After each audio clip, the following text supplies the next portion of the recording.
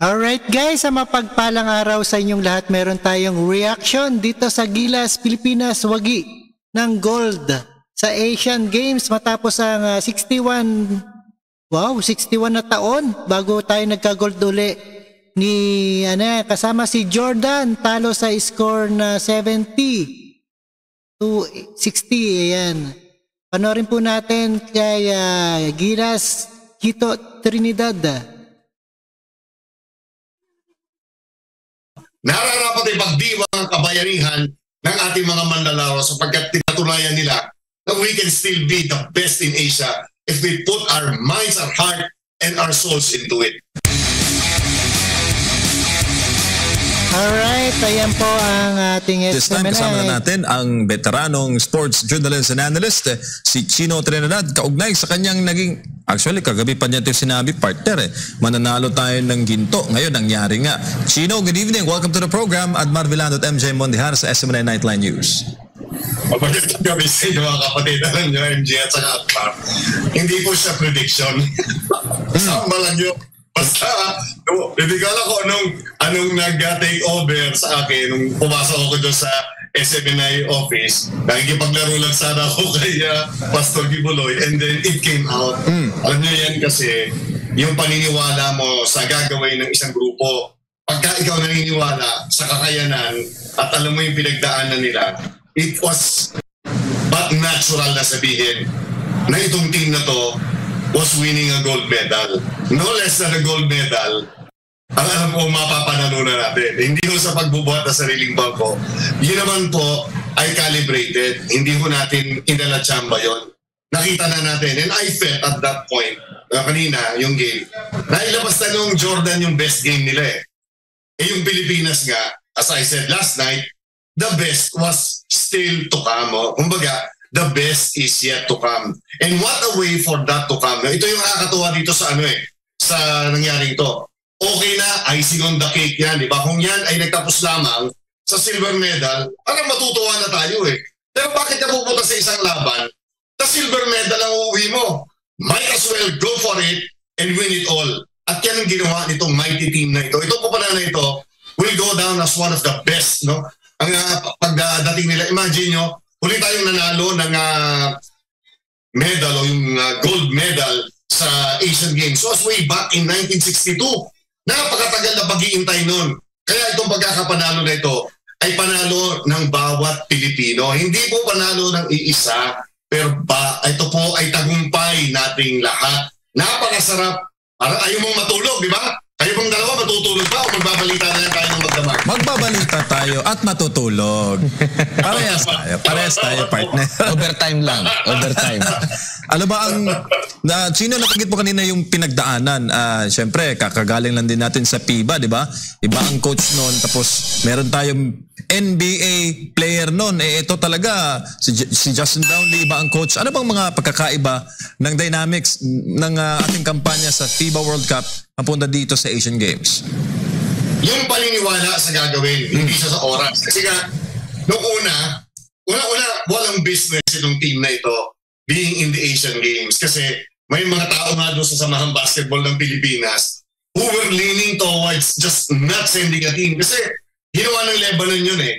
If we did that, we'll end up as quitters. And you know that quitters don't win. Correct. Pero yung pananiniwala, and ito,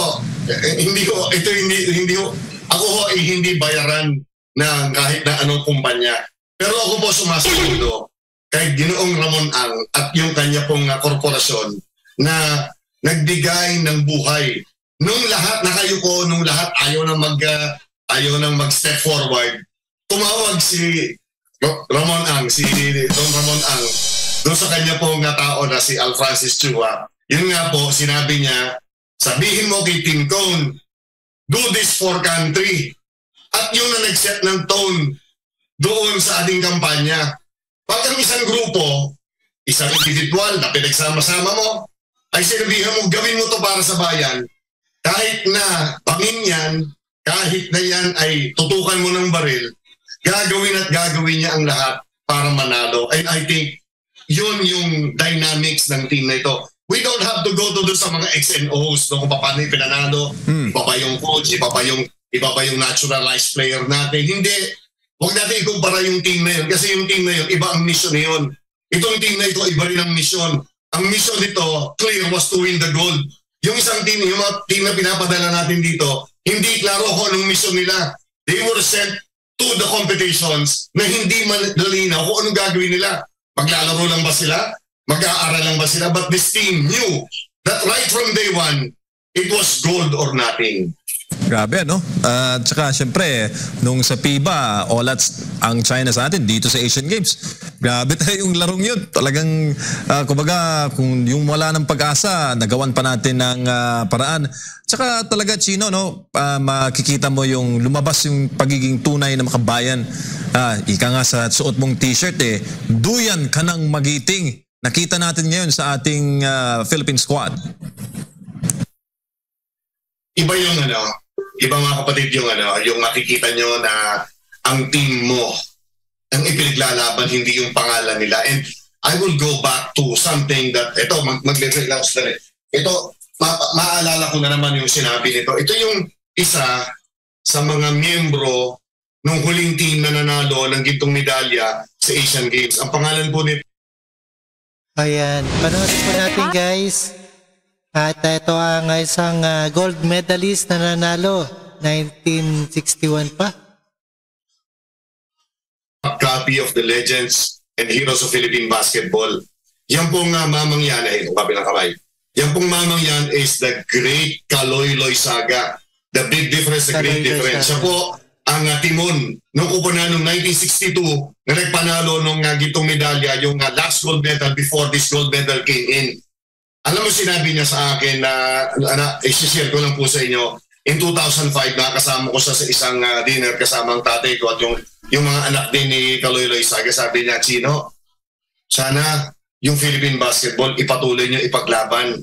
Pag ipaglalaban niyo siya, huwag niyong isipin yung apelyido sa likod ng mga jersey niyo, yung number niyo, o yung ilalagay dyan ng mga ibang mga nakatapal sa uniforme niyo. Isipin niyo lang, yung seal ng Pilipinas at yung pangalan nating Pilipinas, and you will never go wrong. And to this day, kahit wala na si Kaloy-Loy Saga, I want to dedicate itong portion na ito na kung pwede pong i-share medal na ito sa lahat ng mga forefathers natin of Philippine basketball at lahat ng mga Pilipino na nagtulong para maitaguyod itong programa ng basketball na to. Pero ito, first step lamang po ito. Ito sasabihin ko na sa inyo diretso. Sa SMNI nyo lang maririnig to at baka marinig ito ni Pastor Kibuloy, magulat siya. Pastor, at sa lahat po ng sumusunod sa atin, sumusubaybay sa SMNI News where the truth matters. Ang katotohanan po niyan, ito ay simula pa lang. Ito ay simula pa lamang ng pagsasaayos natin ng ating National Basketball Program. At sana wala nang makikialam. At ito po sana ay magtuloy-tuloy na. Yung nanalo na ito, we have to build upon this victory. Itong well-deserved victory na ito, maganda ito, sundan, pero hindi masusundan yan kung hindi natin isasaayos ang programa at saka ang mga namamalakad sa Samahang Basketball ng Pilipinas. Chino, si Admar ito, magandang gabi. Considering 2 linggo lang yung kanilang di ba? Paghahanda ukol dito. Kulang sa 2 linggo, Edmar. Sorry itatama natin. They will give them like 12 days, pero kung titignan mo, hindi pa rin naman sila na kompleto dahil na-discover nila, yung listahan nga na binigay sa kanila noong July, tapos isinabit nila, nakita nila na marami palang mga players na hindi included. Alam niyo yung nakita niyo si CJ Perez na yun? Nagbakasyon na yun kasi di ba, hindi naman siya halos ginamit kung sa FIBA. Akala niya, yung FIBA World Cup, akala niya hindi na siya kukunin dito. So sa gitna siya ng bakasyon ng pamilya nila, kararating lang yata niya doon sa kung saan man, kung Japan or somewhere. Pinatawag ng yan. Pinatawag ni Al Francis Chua. Nagdali-daling bumalik. Pinutol yung kanyang bakasyon, naglaro. Ang laki ng inilaro ni CJ Perez kanina. Yung energy na dinala niya, yan, yung patong-patong, yan, si Justin Brownlee, si Angge, si Answami, ako, yung si Chris Newsom, nung pinasok si Kelvin Alas, ako lahat po, Calvin Oftana, pati yata yung Bolbo, i-score kung i-score Alam mo yun, this is where you see the essence of being a team. Yung pagiging isang kupunan, yung pagiging isa. Sabi ko nga kagabi, Edmar, pag tinignan natin ng isang kupunan, ang masarap tignan sa kanya is how it can inspire how it inspired a nation to work together. Yan po yung ibinigay sa atin ng Team Pilipinas na ito. Na kapag inilagay natin ang isipan natin, ang puso natin, ang loob natin sa isang adhikain, walang imposible para sa mga Pilipino. Pero kanina, naging close game din dahil sa kalagitnaan yata, no, bago magtapos yung second quarter ay sila. Double digit to 1 yata yung score natin. Pero marami pa rin yung nagsasabi na parang ang championship game yung bago yung Jordan, yung Pilipinas at China. At doon sa post-game interview dito kay Coach Tim Cone, nabanggit niya na parang nawala na siya ng, alam mo na pag-asa. Kalahati pa lang ng laro or nasa halftime, parang nabanggit na niya, and all the way dahil naghahabol sila at yun nga, naswertehan. Di ko alam kung swerte talagang, kasi yung spot kung saan huling tumira ng tres si Brownlee, malimit siya doon tumitira din ng tres. Anong masasabi mo dito sa kumbaga pinakamahirap na nakalaban ng Pilipinas dito sa Asian Games? Ito bang Jordan or itong China? Lahat ng games mahirap kasi tandaan nyo, wala naman tayong panahon para mag-prepare na dumating yung team sa China na yun nga, hindi pa nga nila alam kung 8 ba silang makapaglalaro, 12 ba makapaglalaro dahil nga po doon sa replacement na pwedeng i-disallow nung Asian Games Organizing Committee, yung Hangzhou, Agok, mga tawag doon. Hindi natin alam kung gagamitin na sila o mapapayagin sila o hindi. Tapos, nung nandun tayo, ayan, nakalaban natin ng Jordan the first time, mahirap yon. Yung unang 2 games, given yon. Tapos, nakita pa tayo ng isang game against Bahrain, di ba? So, ang ganda yun pero ang mabibigat na game, 2 yan. Actually, 3 dikit-dikit na mahirap. Yung Iran, ang hirap nun. Lamang na tayo ng 21. Hinabol tayo, nalamang tayo, buti lang natin si Junmar, at saka si Justin Brownlee. To save the day, 1 point lang ipinanalo. Yung China talagang nakakaubos ang lakas yun. Yun ang mga game na talagang sabihin mo, emotionally, physically, at lahat na draining. Pero, kung paano bumangon o recover at paano kinontrol yung tinatawag na emotion ng team na ito para dito sa ating gold medal match. Yun yung magandang pag-usapan. Yes, lumaylay tayo sa second quarter. Maraming mga misplays. Ang dami nating pinanindigay ng mga rebounds. Actually, sa second quarter, pwede mo nga sabihin, pwede nang alam niyo kung tutuusin, pwedeng tinambakan natin ang katakot-takot yung Jordan. Pero, inalaw natin kasi hindi mo na masisi yung team Una-una, pwedeng napagod na. Pwedeng nararamdaman yung pressure. Pero yung bang isang pinakamahirap na gawin, okay na yung maglaro ka sa club team mo, maglaro ka sa eskwela mo. Pero pag naglalaro ka sa bayan, in one of the biggest stages of basketball, yung weight, yung timbang, yung nasa balikat mo, the weight of expectations ay napakabigat. So, in a way, nararamdaman ng pressure. Pero Alright, sundan po natin ang ating commentator na si Chino Trinidad. At panoorin po natin. Nila to win the gold medal. Ang ganda ng recovery nila. At yung fourth quarter, you felt somehow na tama yung ginagawa nila and you knew na mananalo talaga tayo ng gintong medalya nitong gabing ito. Yung future po ng ating basketball, kasi alam natin, di natin alam kung itong team na ito, yung mga nakasama doon sa World Cup, makakasama pa sa mga malalaking mga events din, no? Sa Olympics or sa iba pa, Asian Games or World Cup.